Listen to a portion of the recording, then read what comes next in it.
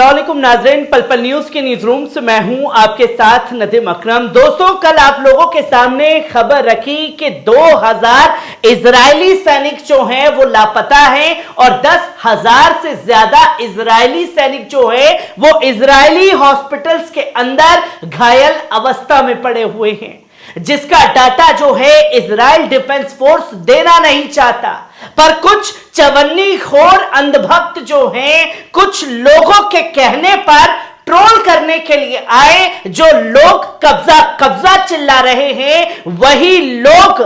खासतौर पर गाजा की बर्बादी देखना चाहते हैं। और बर्बादी में भी गाजा पूरी तरीके से कंधे से कंधा मिला करके जंग लड़ रहा है और इजराइल को अपनी शर्तों पर मनाने के लिए घुटने टिकवा रहा है। ये चीजें लोगों को बर्दाश्त नहीं हो रही, क्योंकि खास तौर पर अल-कस्साम ब्रिगेड के सैन्य प्रवक्ता अबू उबैदा ने शुरुआती जंग में कहा था कि अगर इजराइल जमीनी जंग चाहता है तो हम जमीनी जंग के लिए तैयार है, और यह जमीनी जंग जो है खासतौर पर गाजा की सरजमी उनके लिए जहन्नुम बना देंगे। और ठीक अब वही अल्फाज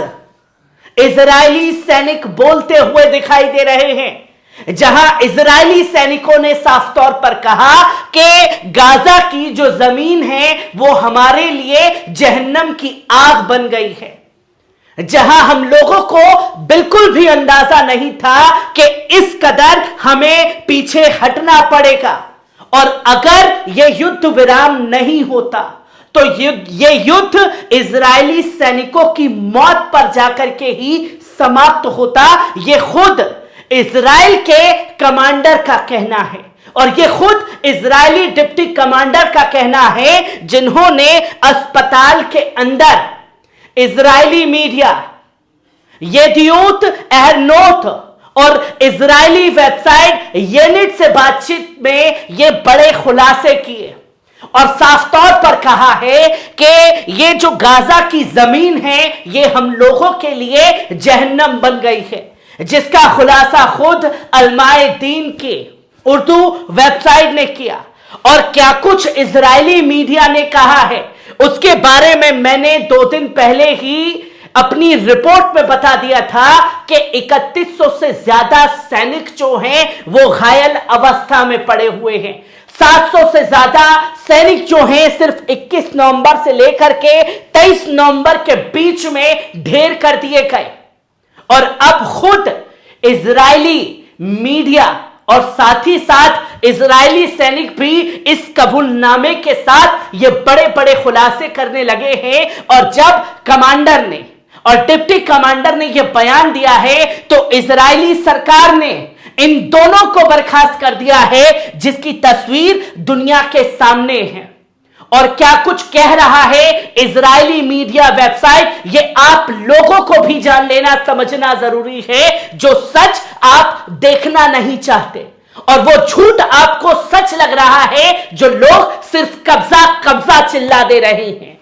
क्या कुछ कहा गया है इजरायली अखबार येदियोत एहरोनोत ने गाजा में लड़ाई से संबंधित चीजों को लेकर के उसने कई बड़े खुलासे किए हैं,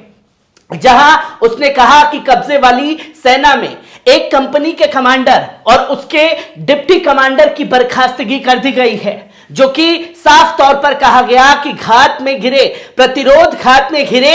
सैनिकों के हवाले से कहा गया है कि हमें जहन्नम की आग मिली हर तरफ से गाजा के अंदर। और यह साफ तौर पर अबू उबैदा ने कह दिया था कि गाजा की जमीन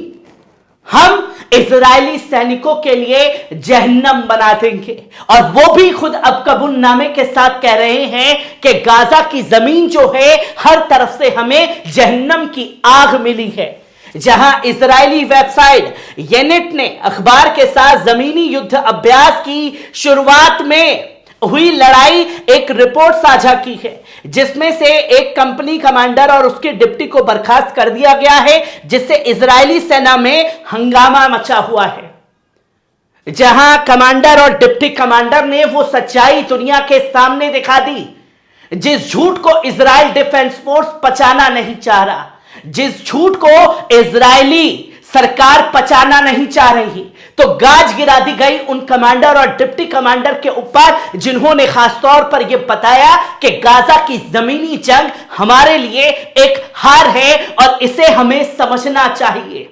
जहां जिस बटालियन में घटना घटी, वहां के नौसैनिकों ने उस लड़ाई का विवरण बताते हुए यह साफ तौर पर कहा कि हमने टकराव के लिए खुफिया जानकारी के साथ तैयारी की थी। सामान्य तौर पर जबकि बहुत कम संख्या में लड़ाकों की उम्मीद थी, उन्होंने आगे कहा कि अचानक हमारी ओर से भयानक गोलीबारी शुरू कर दी गई। हमें मशीन गनों, हल्के हथियारों और आरपीजी गोले से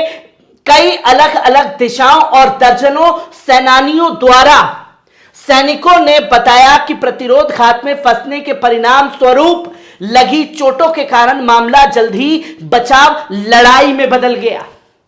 और यहां खुद उन्होंने कहा कि जमीनी जंग में भी हमारी तरफ से गोलीबारी तेज की गई। मशीन गनों से, तमाम चीजें से हमने अपनी ताकत दिखाने की कोशिश की, पर हमें यह अंदाजा नहीं था कि इतना जबरदस्त पलटवार मिलेगा। क्योंकि मैंने शुरुआत में ही अपनी रिपोर्ट में कहा था कि भले ही दुनिया ये देख रही हो कि गाजा को चारों तरफ से घेर लिया है इजरायली सैनिकों ने, और जितना इजरायली सैनिक अंदर घुसते गए उतना वो खुद ही घिरते चले गए, जो कि खुद अब कबूलनामा सामने आ रहा है इजरायली कमांडर का। जहां सैनिकों ने बताया कि प्रतिरोध घात में जिन सैनिकों ने अखबार को गवाही दी, उन्होंने यह बताया कि लड़ाई की तैयारी अच्छी तरह से नहीं हुई, इस बात पर जोर देते हुए कि अगर कंपनी कमांडर ने इससे पीछे हटने का फैसला नहीं किया होता तो मामला मौतों के साथ समाप्त हो गया होता। और यह खुद फैसला जो है इजरायली सैनिकों ने लिया कि हम इस जंग में पीछे हटते हैं, और अगर कमांडर वो फैसला नहीं लेते तो ये इजरायली मौतों, सैनिकों की मौत पर जाकर के युद्ध समाप्त होता, जिसका अंदाजा पहले से ही लोगों को था। और ये कबूलनामा भी सामने लिया कि हमारी जमीनी जंग में कोई तैयारी नहीं थी। और मैंने पहले ही आप लोगों को रिपोर्ट में कहा था कि जितनी भी तबाही गाजा के अंदर मचाई गई है वो आसमानी हमले से मचाई गई है। तब आप ही लोग ये कहने पर लगे हुए थे कि नदीम भाई फेकम फेक करे जा रहे हैं। जहां आप देखें कि इजरायली अखबार ने बताया कि सेना ने हवाई सहायता प्रदान न करने के आरोपों को खारिज कर दिया, जिसका कंपनी के सैनिकों और उनके कमांडरों का विरोध किया गया है। उनकी बटालियन के अन्य सैनिकों ने इसका समर्थन किया ताकि सेना लड़ाई में नियंत्रण खोने के लिए अनुचित प्रदर्शन को जिम्मेदार ठहराया गया है। जहां अब युद्ध विराम के बाद यह खासतौर पर देखने को मिल रहा है कि सैनिक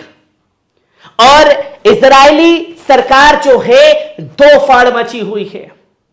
जहां घायल अवस्था में जब फोन किया जा रहा था तो समय पर नहीं पहुंचा गया, कईयों ने, इजरायली सैनिकों ने वही दम तोड़ दिया, जिसके लिए सरकार को जिम्मेदार ठहराया गया तो उन्होंने इस बात को साफ तौर पर नकार दिया। जहां गौरतलब है कि इजरायली यूनिट वेबसाइट ने सोमवार को गाजा पट्टी में लड़ाई से हटने वाले 2 अधिकारियों की बर्खास्तगी की पुष्टि के कब्जे वाली सेना के भीतर विश्वास के बिगड़ते संकट के बारे में रिपोर्ट प्रकाशित की। जहां आग से प्रवेश कवर करने में विफलता और घातक में गिरने के विरोध में है। जहां इजरायली समाचार पत्र ने साफ तौर पर कहा कि जिटोन ने भी पुष्टि की कि कंपनी के लगभग आधे सैनिक 2 अधिकारियों की बर्खास्तगी के बाद से यूनिट में वापस नहीं लौटे हैं, जिन्होंने अपने दर्जनों के साथ दावा किया था कि उन्हें गोली नहीं मिली, दर्जनों लड़ाकों का सामना करने में सहायता की और इसलिए वे पीछे हट गए।